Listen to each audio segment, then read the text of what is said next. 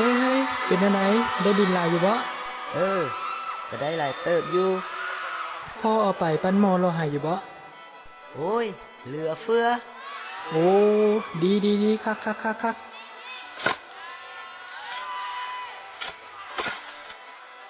เฮ้ยอยู่ลุ่มน่ะมีดินเหนียวหลายบ่อยู่เทิงน่ะมีแต่บักหินเว้ยเออก็มีละบ่ทั้งดินเหนียว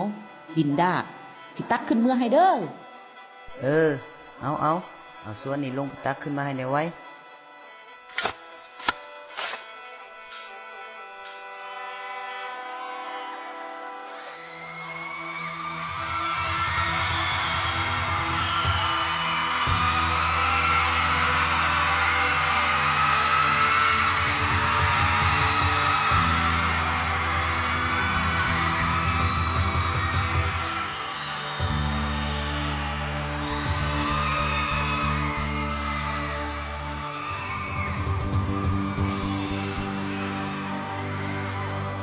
ผ่านทินดินแดนนี้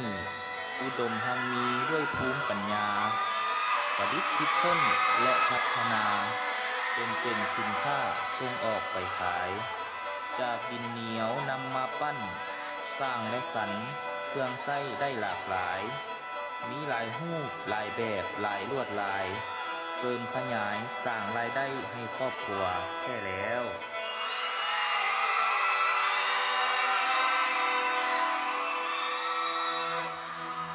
ข้ามถิ่นดินแดนนี้อุดมหังมีด้วยภูมิปัญญาจากก้อนดินที่ธรรมดากลายเป็นสินค้าราคาแพ